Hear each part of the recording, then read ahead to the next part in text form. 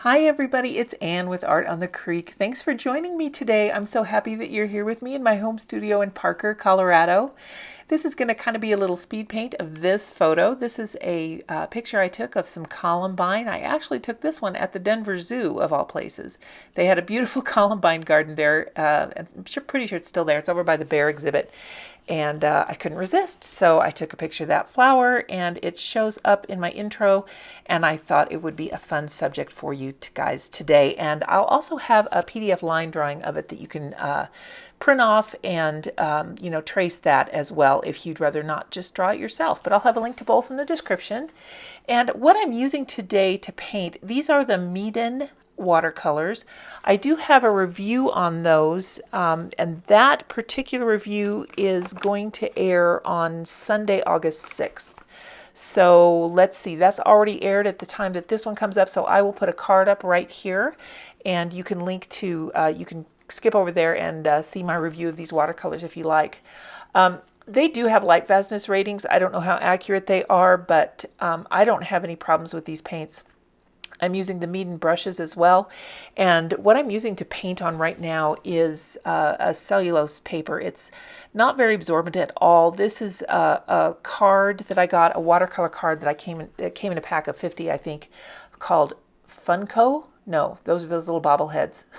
Sorry, I'll link to it. It's fun something. These are fun, these little watercolor cards.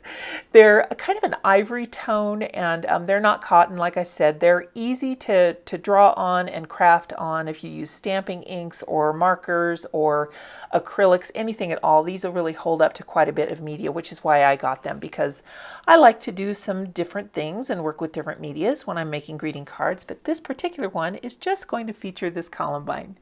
So the paints that I'm using, like I said, these are the Meeden watercolors. I will have a link in the description, an affiliate link, where you can click on that and hop over to the Meeden website, and then you can do some shopping, and I have a coupon for you as well that you can copy and paste. So that will be to your benefit if you're in the market for looking for some new supplies. Anything on Meeden's website that will definitely apply to, so if you want to save a little bit of money and do some fun shopping. It is August, so that means that the holidays are going to be here before we know it. I just always feel this kind of dread at this time of year. It's excitement and it's dread.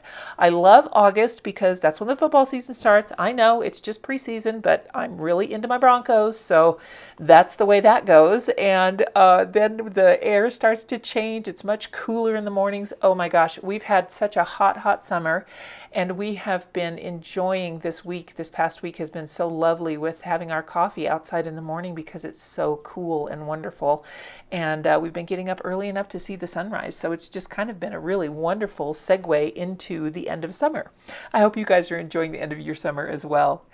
Whenever I do florals like this, whenever you're painting something white, I just want to put in a little note here about a good tip for you. You know, you always think, well, how am I going to paint white? It's on white paper. It's all about the shading. So you'll notice I've gone in, before I really concentrate on the petals, I've gone in and done some background work first. So that kind of establishes your outline of the petals. And then I'm just going in with a gray that I've mixed, and you'll see how I add some shading and shadows into the petals themselves. And that'll help us define all the little folds and everything.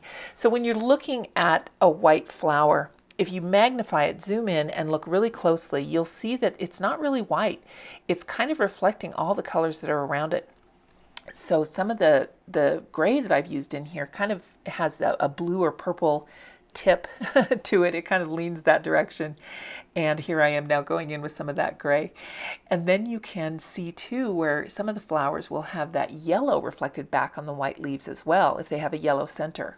So there's so much you can do here when you're painting white on white. Don't think of it as something that's a real challenge. You just kind of train your eyes to look at something just a little bit differently. Here you're looking for the shadows rather than just noticing it as a white petal. That's kind of the secret to creating something in watercolor that's going to be something that you'll be happy with, I think, is to really change the way that you look at something. For instance, when you look at a flower, your brain says, hey, that's a flower. I know what that is, because you've spent years and years coming from infancy trying to figure out what the world is and how to process it in your eyes. And that's what you come up with is, hey, that's a flower. And that is true. You're absolutely right. But when we're painting it, when we're trying to interpret it as artists, we need to look at everything that is underlying what makes that thing a flower. How can I show on a two-dimensional piece of paper that this object has form and dimension and life, and how can I display that so that my viewers will understand what this is and be able to say, hey, I know what that is. That's a columbine. So hopefully I've achieved that here for you guys. And again, these Meeden paints, I'm using the Meeden brushes too. They're really fun to use. The brushes are nylon. I didn't think I'd like them at all. I do.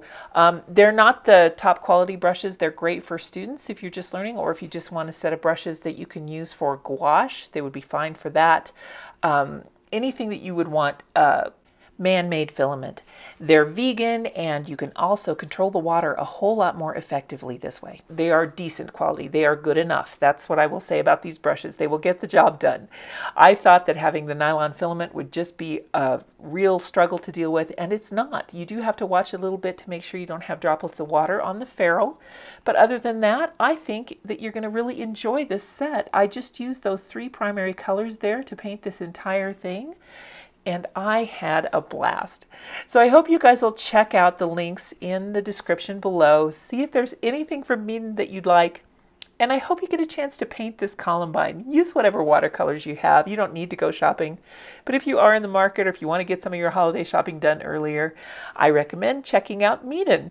I want to thank you in advance for using the affiliate link in the description below to check out Meeden's website. Don't forget to copy and paste that coupon.